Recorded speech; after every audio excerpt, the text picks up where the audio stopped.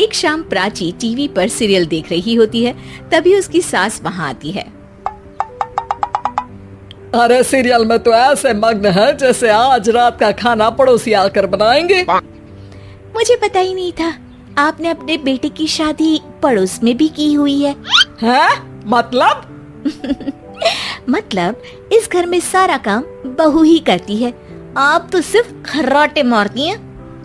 अच्छा जी, फिलहाल तो तुम आराम फरमा रही हो, चलो जाओ, ये मेरे टीवी देखने का समय है। आहा, इसीलिए मुझे भगाया जा रहा है। सॉरी, अब तो बिल्कुल नहीं जाऊंगी।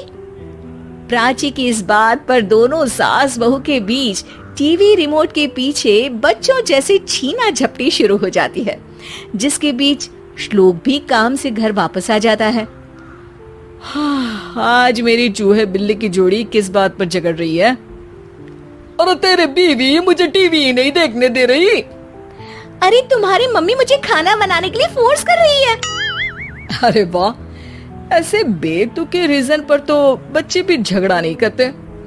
अरे मुझे कुछ मत बोल, सब इसने ही शुरू किया है। हाँ हाँ, जैसे आप तो बहुत दूध की धूली है ना। अरे बस, दोनों चुप। प्राची जाओ, खाने की तैयारी करो। और माँ तुम छोड़ो, तुम्हें क्या बोलूं, शांति से अपना सीरियल देखो, मुझे दोबारा लड़ने की आवाज सुनाई नहीं देनी चाहिए। ऐसा बोलकर श्लोक वहाँ से चला जाता है, जिसके पीछे पीछे प्राची भी कुछ न कुछ बड़बड़ाते हुए रसोई में चली जाती है। हाँ हाँ, सासू जी को तो कुछ बोलेंगे ही नहीं, बस मुझ पर ही हुक्म चलता है, खाना बनाओ, जैसे मैं इनके घर में खाना बनाने के लिए आई हूँ। इसी तरह शाम बीतती है और रात को श्लोक और प्राची की सास खाना खाकर सोने चले जाते हैं, लेकिन प्राची गुस्से में कुछ खाए बिना काम में ही लगी रहती है। इस घर में किसी को घंटा फिक्र नहीं पड़ता, मैं खाऊं या भूखी रहूं। प्राची कुछ देर के लिए रसोई से बाहर जाती है और जैसे ही वापस आती है तो वहां दूध का भरा ग्लास देखकर हैरान रह जाती है। फिक्र पूरी है, बस दिखाना नहीं है। प्राची दूध पीकर सोने चली जाती है और अगली सुबह एक बार फिर सास बहू का कार्टून नेटवर्क स्टार्ट हो जाता है। ये तुमने ही किया है। अरे अजीब जबरदस्ती है, मैं बोल रही हूँ मैंने कुछ नहीं किया। दोनों ने मिलकर पूरे घर को पागल खाना बनाया हुआ है। यहाँ कोई नॉर्मल इंसान तो रह ही नहीं सकता, इसीलिए अब पड़ोसी क्या रिश्तेदार भी घर आने से कतराते हैं। और सुन बेटे, तू भी चंगा, तेरी माँ भी चंगी, तेरी बीवी भी चंगी, रिश्तेदार। हाँ जी, आपको नहीं पता क्या, गंगाधर ही शक्तिमान है, रिश्तेदार ही। हाँ हाँ, बस समझ गया। कभी जानवरों जैसे लड़ेंगी तो कभी जुगलबंदी करेंगी।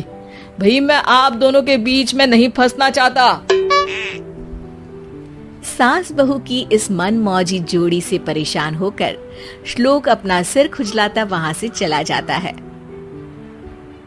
चलो अब मैं भी कीर्तन में जा रही हूँ।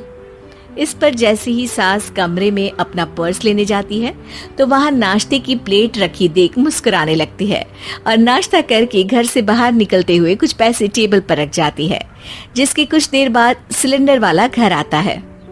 ओ मोरी मैया, मैं सिलेंडर के बारे में तो बिल्कुल भूल ही गई थी। घर खर्च के सारे पैसे भी मम्मी के पास है और श्लोक से बोला तो उल्टा 4 बात सुनाएंगे। प्राची ये सोच ही रही होती है कि अचानक उसका चेहरा चमक उठता है और वो घर में आकर इधर उधर देखने लगती है। तभी उसकी नजर टेबल पर रखे पैसों पर पड़ती है, जिन्हें वो सिलेंडर वाले को दे देती है। ये सब श्लोक देख लेता है। अच्छा बेटे, इतना बड़ा घोटाला, सबके सामने मैं तेरी दुश्मन और पीठ पीछे तेरी मेरी यारी।